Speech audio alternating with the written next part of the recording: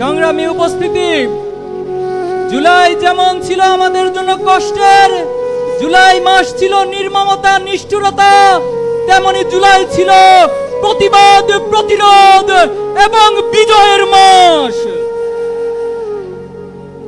আজকে শহীদ পরিবারদেরকে আর্তনাদ করে বলতে হয়, তারা বিচারহীনতার মধ্য দিয়ে যাচ্ছে। তারা জুলাইয়ের আকাঙ্ক্ষার যে প্রত্যাশা ছিল, এখনো শহীদ পরিবার তা পাচ্ছে না। এর যে দুঃখজনক, আমাদের জন্য আর কিছুই হতে পারে না। অন্তর্বর্তী সরকারকে বলতে চাই, আপনারা স্বাভাবিক কোন প্রক্রিয়ায় ক্ষমতায় বসেন নাই। হাজার হাজার ছাত্র জনতার রক্তের উপরে আপনারা ক্ষমতায় বসেছেন। এজন্য আমাদেরকে সংবিধানের হাইকোর্ট দেখাবেন না।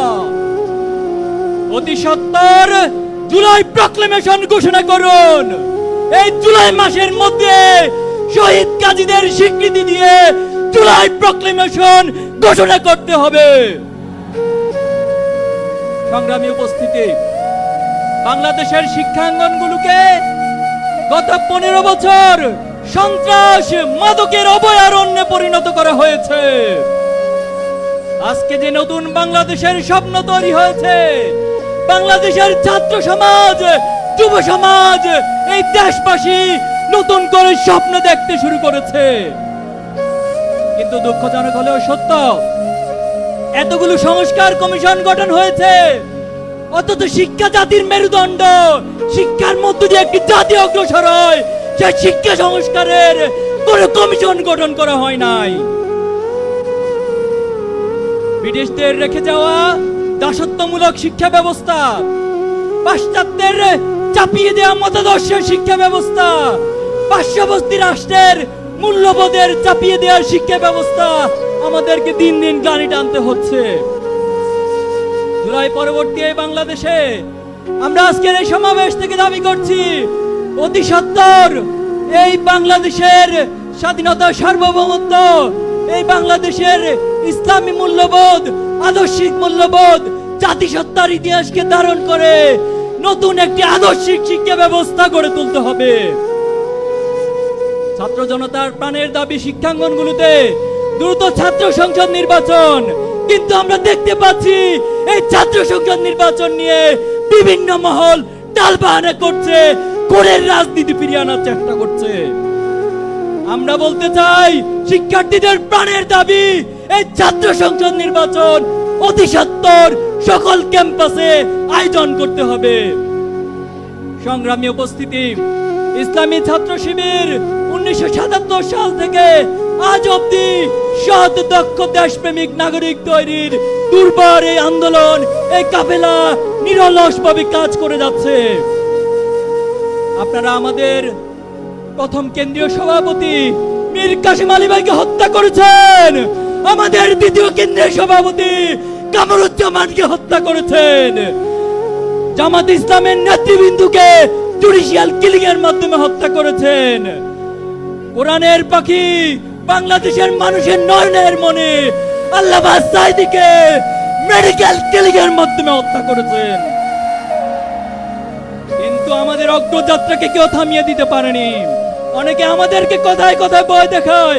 আমরা অনেকবার বলেছি, আমরা এক আল্লাহ ছাড়া কাউকে ভয় পাই না। আমরা আবারও বলছি, আমরা এক আল্লাহ ছাড়া কাউকে ভয় করি না। আমরা কি থেমে যাব? কারো ভয় দেখানি রক্ত চক্ষুর কারণে থেমে যাব? আমরা কারো রক্ত রাঙানি, চোখ রাঙানিকে ভয় না করে আমরা থেমে যাব না। এক আল্লাহ ছাড়া ছাত্র শিবিরের এই দুর্বার আন্দোলনকে পৃথিবীর কোন শক্তি নেই থামিয়ে দিবে। সংগ্রামী উপস্থিতি, অনেক রক্ত, অনেক ত্যাগের মধ্যে দিয়ে আজকে এখানে দাঁড়িয়েছি। প্রয়োজনে আবার জীবন দিব, আবার রক্ত দিব, আবার জুলাই ফিরে আসবে, কিন্তু বাংলাদেশকে কোন ফ্যাসিবাদের হাতে আমরা তুলে দিব না ইনশাআল্লাহ। নাসরুম মিনাল্লাহি ওয়া ফাতহুন করিব ওয়া বাশশিরিল মুমিনিন। বাংলাদেশ জিন্দাবাদ, ইসলামী ছাত্র শিবির জিন্দাবাদ। সম্মানিত উপস্থিতি, আমার প্রিয় দেশবাসী, আপনারা জানেন আমাদের রক্তের উপর দিয়ে এই ইন্টারিম গঠিত হয়েছে। এই ফ্যাসিবাদী স্বৈর শাসনের অবসান ঘটাতে আমরা সক্ষম হয়েছি একমাত্র আল্লাহ তাআলার সাহায্যে। আমাদের কিছুই করার ক্ষমতা নেই যদি আল্লাহ তাআলা আমাদের উত্তম সাহায্যকারী না হন। ওয়াকাফা বিল্লাহি ওয়ালিয়াও ওয়াকাফা বিল্লাহি নাসিরা। Allah is enough as an ally, Allah is enough as a helper. Allah যথেষ্ট আমাদের জন্য সাহায্যকারী হিসেবে, আল্লাহ যথেষ্ট আমাদের জন্য অভিভাবক হিসেবে। মহান আল্লাহ রব্বুল ইজ্জত আমাদের সাহায্যকারী হয়েছিলেন, মহান আল্লাহ রব্বুল ইজ্জত আমাদের অভিভাবক হয়েছিলেন। তাই এই 24-এর গণ অভ্যুত্থান আমরা সফল করতে সফল হয়েছি। আমাদের কোনো ক্ষমতা নেই আল্লাহর ক্ষমতা ছাড়া। সম্মানিত উপস্থিতি, আপনারা জানেন আমি ভয়ের সাথে হৃদয় ভরা দুঃখ নিয়ে স্মরণ করছি এই 19শে জুলাইকে, যেদিন ইন্টারনেট শাটডাউন করে দেয়া হয়েছিল বাংলাদেশের প্রতিটা জায়গায়, গণহত্যা চালানো হয়েছিল প্রতিটি জায়গায়, বলা হয়েছিল ইন্টারনেট এমনি এমনি বন্ধ হয়ে গিয়েছে। আমি আরো স্মরণ করছি সেই ফ্যাসিবাদীদের যারা স্বৈরাচারী খুনি হাসিনার সাথে বৈঠক করেছিল। আজকে তারা শিল্পপতি ছিল, বাংলাদেশের সবচেয়ে ক্ষমতাধর ব্যক্তিবর্গ, এবং শেখ হাসিনাকে তারা শক্তি জুগিয়েছিল এবং বলেছিল এই আন্দোলনকে দমাতে আমরা আপনার পক্ষে আছি। কিন্তু আল্লাহর ইচ্ছায় তারা সফলতা অর্জন করেনি, কারণ জালিমরা কখনো সফল হয় না।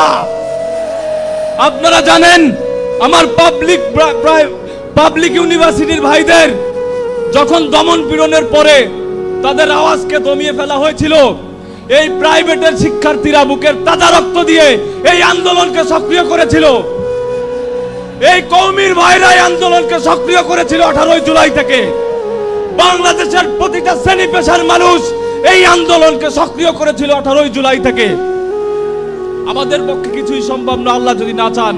আমি বারে বারে একটি কথাই বলবো, আমি স্মরণ করছি ফ্যাসিবাদী সেই সময়কাল যখন শিবির সন্দেহে আমাদের সনাতন ধর্মাবলম্বী ভাই বিশ্বজিৎকে দিবালোকে কুপিয়ে হত্যা করেছিল।